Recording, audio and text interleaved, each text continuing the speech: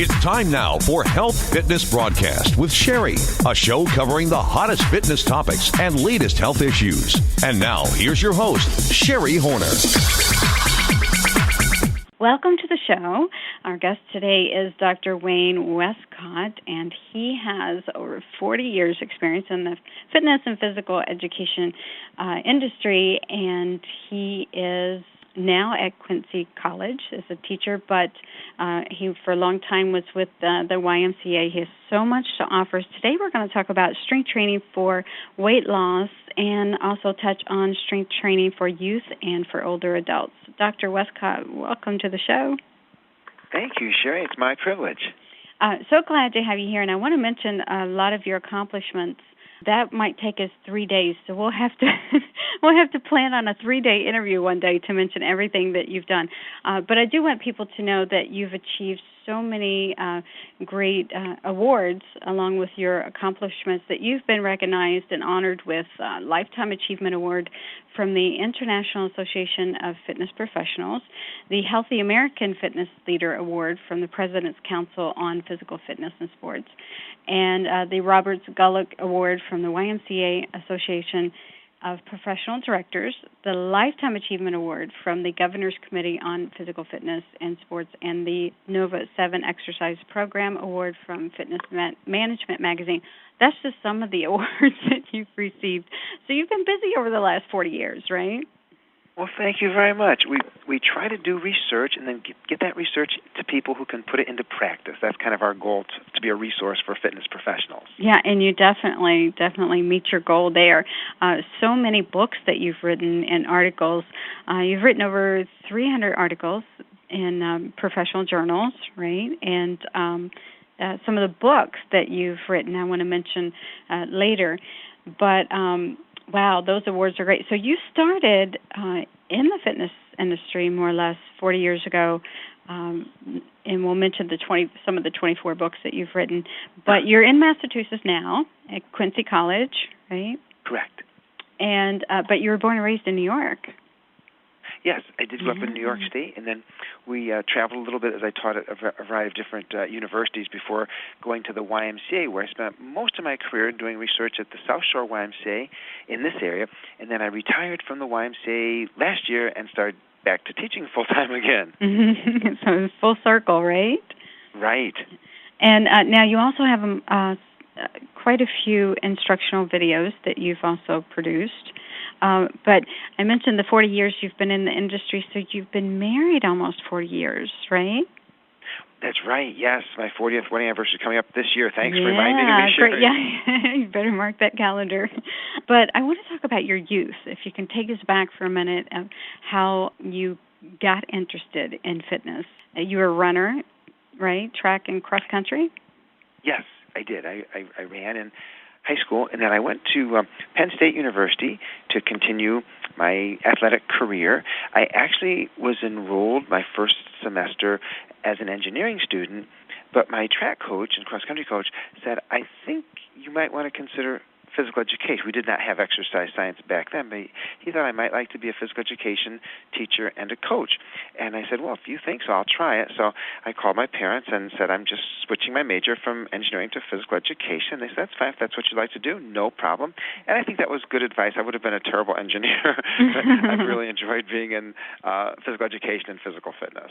And that's great that your parents said no problem, because so many people, they want their child to be the doctor when the doctor wants to be, the child wants to be a musician instead of a doctor. And I know, they were very good.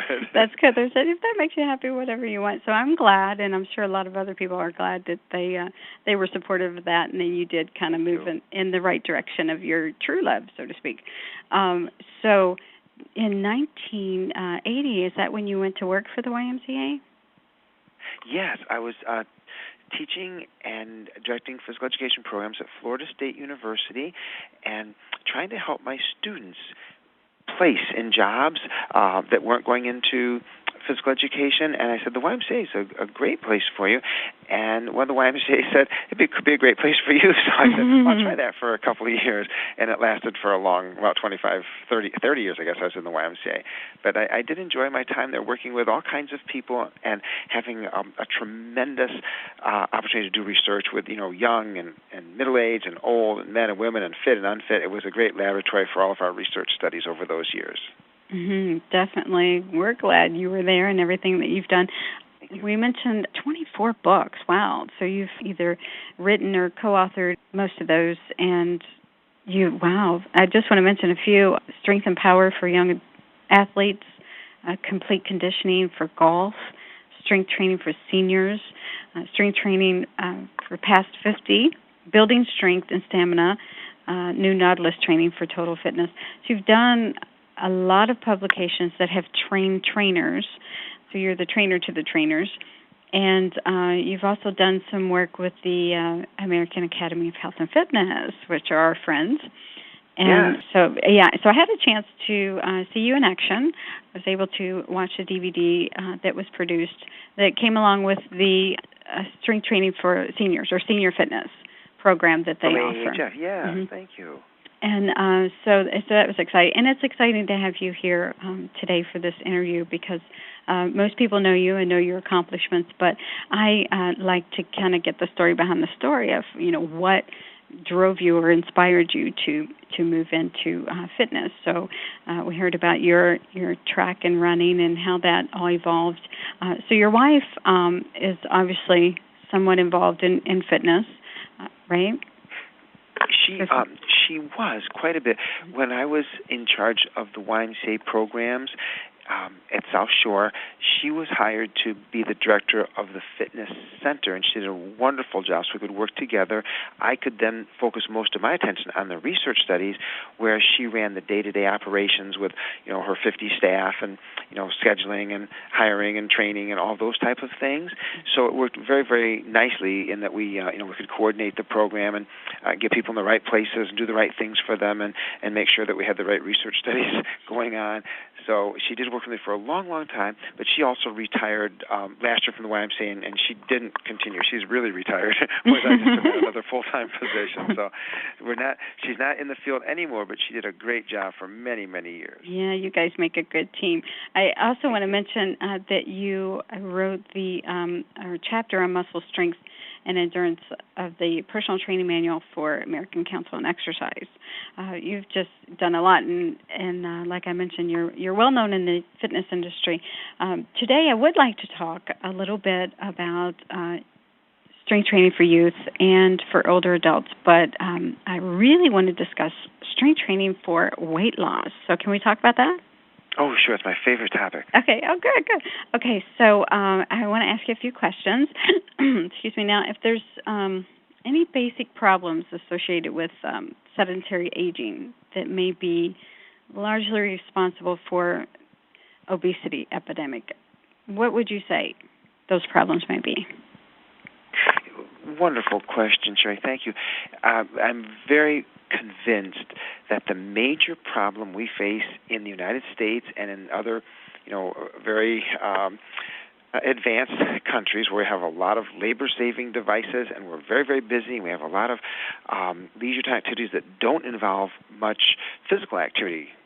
They're more sedentary type of activities, if I can use those two words together. Mm-hmm. I'm convinced that the major problem is that most adults, without even realizing it, are losing, on average, 6 pounds of muscle tissue per decade because they're not using it. It's just disuse atrophy. They're losing that muscle. It's called sarcopenia, and it leads, of course, to osteopenia, the loss of bone, and a variety of other problems. But the main thing that happens when you lose about 6 pounds of muscle per decade, your resting metabolism decreases about 3% every decade. It doesn't sound like a lot, but it really is. In fact, if we miss our calorie in, calorie out balance by only 15 calories a day, we gain 15 pounds of fat every decade. And that's just about what's happening. People don't realize it, that they're gaining that much fat because they're losing, 5, 6 pounds of muscle. So they might see a scale gain of 10 pounds in a decade, but they've actually made a 20-pound change or worse in their body composition because they've lost 5 or 6 pounds of muscle and added 15 or 16 pounds of fat. So on the scale, it comes out to only about a 10-pound gain, but in reality, it's a 20-pound problem. And that 20-pound problem makes it much more difficult to maintain a physically active lifestyle, which helps to burn the calories and keep the weight where it should be with proper weight management. I think the problem is that when they lose the 6 pounds of muscle per decade and they reduce their resting metabolic rate by 3%, and they don't even realize that's happening, it results in a very insidious day by day, month by month, year by year increase in fat weight, and they don't really know how it happened.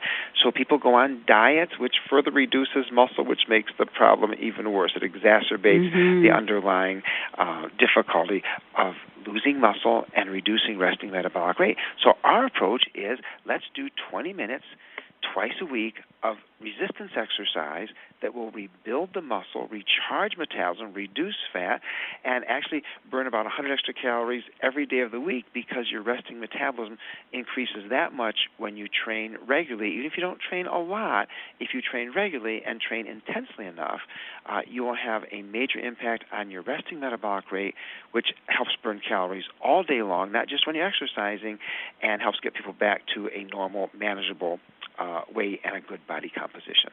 Okay, so the reduction in resting metabolic rate is a contributing factor to fat gain. Sherri, I really think it's the major problem because right now, as we're speaking, more than 1 out of every 2 Americans, I know how can it be more than that, but I mean more than 50% of all Americans are on a calorie-restricted diet. People are trying to lose weight. It's not that they're oblivious to the problem of the foods that we have, and they are really working hard on the dietary aspect, but they're still gaining weight. I heard on the radio today that the obesity epidemic is just going full speed ahead, and it's expected to hit about 44% in the next few years from its present level of about 35%. So what I think is the missing ingredient is that resting metabolic rate. When it slows down, and people don't really know it slows down, they don't measure that too frequently. People don't know what the resting metabolic rate is for the most part. When it slows down, they insidiously gain that extra fat because the calories that used to be used to keep the muscle alive and active all day long, muscle is a very active tissue, those calories that aren't being used now because the muscle's decreasing and the metabolism slows down, they now go into fat storage, and you get that creeping obesity of just a little bit, a pound and a half, 2 pounds a year. But, a decade later, it's like, oh, my gosh, I'm 15 to 20 pounds fatter than I was before. How did that happen? I know. Everybody's wondering, how did that happen? And they really don't have a clue because no one tells them. They don't know they're losing muscle because they don't have a body composition. They simply get on the scale, and the scale says you're gaining. So no one ever thinks, oh, I'm gaining, but I'm also losing. I'm losing muscle and gaining much more fat, about 50% more generally than the scale indicates. And it's a shock to people when they realize that and say, why didn't anybody tell me that? So that's one of the things we try and do. We try and tell people that. Yeah, definitely. That's good information. So you mentioned before, what did you say about the muscle being the burning engine? The muscles are actually the engines of the body, Sherri. That's where combustion takes place all day long. Even when we're sleeping, our muscles use 25% of our calories. When we're sound asleep at night, it's where energy is released. It's where power is produced. It's where movement originates. Our heart is an incredibly important fuel pump, but our muscles function like the cylinders, the pistons of the engines in our car. That's where it all really takes place. We need to address the muscles first and foremost for fat loss. Now, you were talking about osteopenia, and what about the degenerative process associated with sedentary aging? Strength training, how does that affect that? How can that reverse that? Well, in our studies and many others, we've probably had the largest studies with several thousand subjects in our studies. We've shown that men and women of all ages, between 20 and 80 at least in our sample size, typically add about 3 to 4 pounds of muscle after about 10 weeks of regular strength training. Women add a little less, men add a little more because they're larger to start with. But percentage-wise, we see a very significant increase in muscle with any age group and with both genders. Again, after just 2.5, 3 months of strength training. And that corresponds or actually produces an increase in resting metabolic rate of between 7 and 9% based on the studies that have been conducted in this area. Well, that's huge. If you raise your resting metabolic rate by 8%, I'll take the average, and your resting metabolic rate is, let me use a low number, let's say it's only 1,500 calories a day that you burn at rest, which is probably less than most people do, so I'm not trying to be crazy. I'm going very conservatively, but 8% of 1,500, that's 120 extra calories you burn a day just because you've been strength training, not including the calories you burn when you do strength exercise. That is your increase in resting metabolic rate. And if there are 30 days in most months, 30 times 120 would be 3,600 extra calories you burn every month just by doing regular strength training, which is equivalent to a pound of fat. 3,600 calories, 3,500 calories is typically considered a pound of fat. So it's not as simple as that. There are other factors, psychological factors and lifestyle factors, but basically if everything else was equal and you just did your regular strength training, you'd lose about a pound of fat every month. That's a lot better than gaining a pound of fat or 2 pounds of fat every year. So strength training certainly belongs in the mix of any weight loss, weight management, body composition program. Yeah, that sounds pretty simple. So why aren't we all doing that, right? Well, I think most people have heard that, they haven't heard everything I've just said, that would be news to most people, and then they've heard on the other side, well, I'm too heavy, strength training makes me bigger, I want to get smaller. So that's the last thing they think about. They think about doing aerobic exercise, which is very important, but it doesn't replace the muscle and recharge the resting metabolic rate as does strength training. Right. Now, we're talking about strength training for weight loss, so that makes me think about nutrition. So how does nutrition play a part in that? How can that enhance the body composition? Yeah, tremendous question. And I'm going to take an approach that is just the opposite of what most people will expect to hear. I'm not going to say, well, you have to cut back on your calories. If you're eating too many, that's certainly a good thing.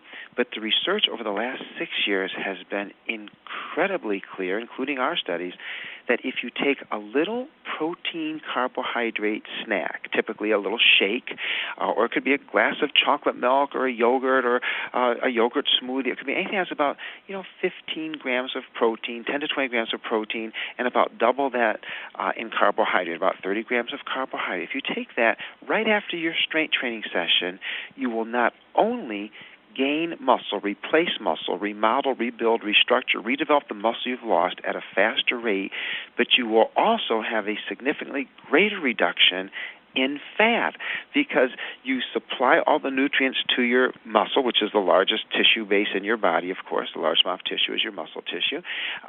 You replenish the nutritional needs right when the muscle is most needful of those nutritional components, your carbohydrates, your amino acids, your protein, and you're satiated and you don't tend to overeat or eat the wrong things as much during the remainder of the day. You feel good, you've had a good workout, you've had a good protein carbohydrate replenishment of your muscle glycogen supplies and your amino acids that rebuild the muscle, and you feel great and you actually lose. In our study, which was a 6-month study with adult women, average age 59, they added over almost 6 pounds of muscle, about 1 pound a month over that entire period, and they lost 9 pounds of fat, so about a pound and a half per month, by simply doing that combination of 20 minutes of strength training 2 or 3 days a week, followed by a little carb protein shake or snack right after each workout.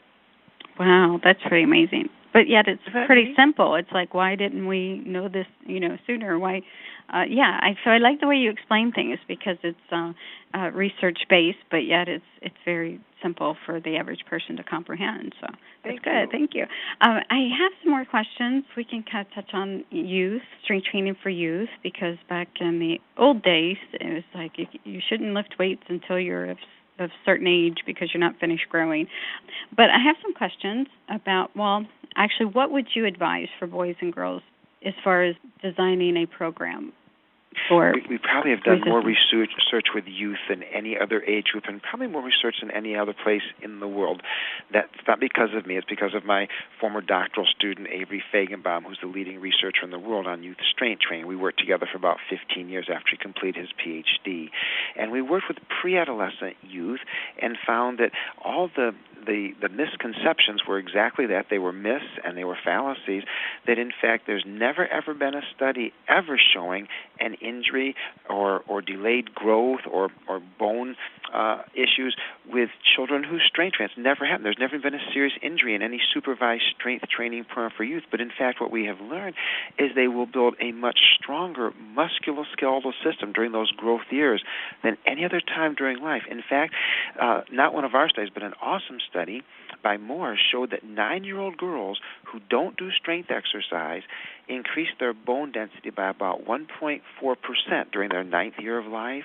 But 9-year-old girls who do just a little, very simple, again, we're talking 20 minutes twice a week strength training during that 9th year of life, quadruple that. They build bone at the rate of 6.2% during that year, which is 4 times better than girls who don't strength. So what the body needs is some resistance exercise, all bodies, whether young or old, but especially for the youth, those are the years when you build your skeleton, you build your bone that lasts you the rest of your life, essentially. I mean, after your teenage years, you're not building much more bone. That's about it. So if we start with 8, 10, 12-year-olds with a little bit of resistance exercise, they will benefit so much from that the rest of their lives with a much stronger musculoskeletal system, meaning their muscles, their tendons, their ligaments, their fascia, and perhaps most importantly, their bones. So contrary to what we were told that it's bad for bones, it's the best thing youngsters can do for their bones and their muscular system.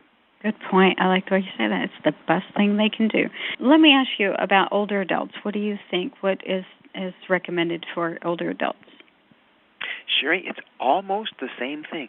Our research with older adults, including our nursing home studies with 90-year-olds, have shown that they respond exactly as well to a basic strength training program as any other age group. Our 80, 90-year-olds do just as well as our 60 and 50-year-olds and our 30 and 20-year-olds in terms of replacing, rebuilding, remodeling muscle, and also losing fat, although fat loss is not nearly as important when you're in your older adult years. What's really important is rebuilding muscle and bone.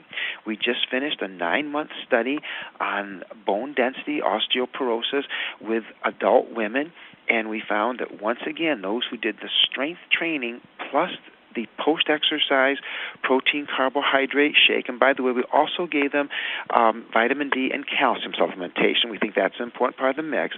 But those individuals who did that increased their bone density of their spine by about 1%.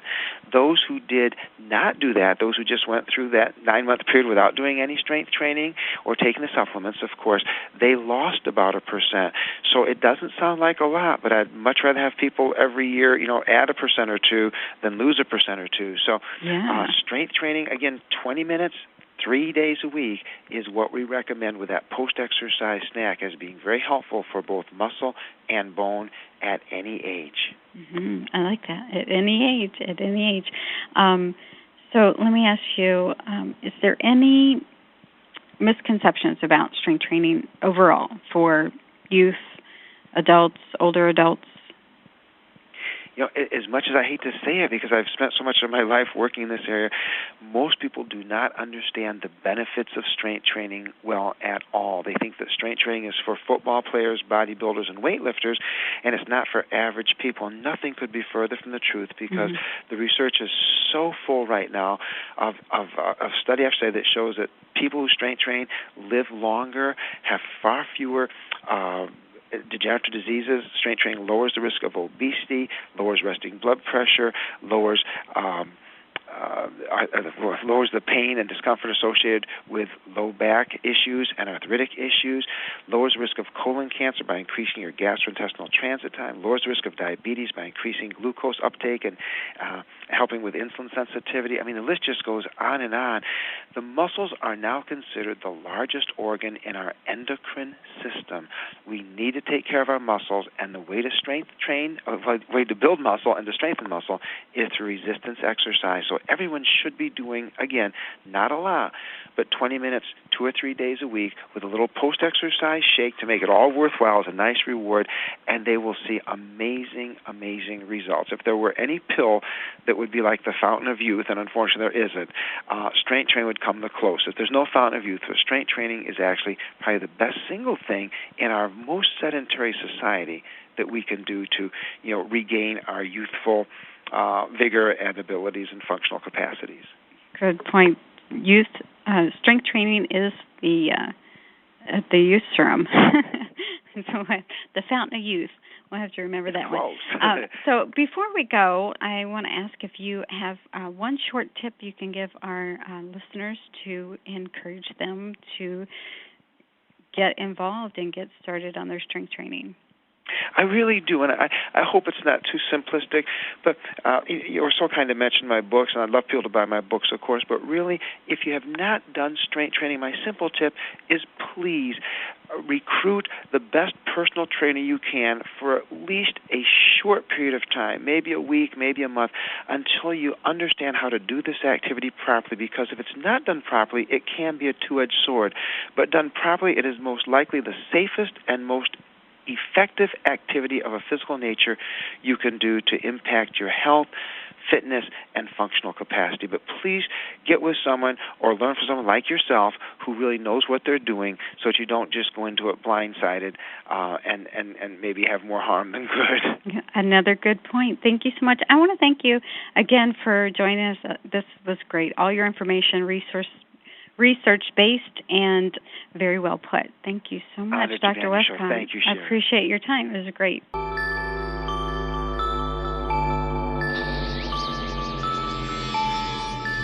As we say goodbye, I'd like to remind you to take some time to relax, to reflect back on the success of your day. Enjoy that good, positive feeling of knowing you're doing everything you can to take care of your health.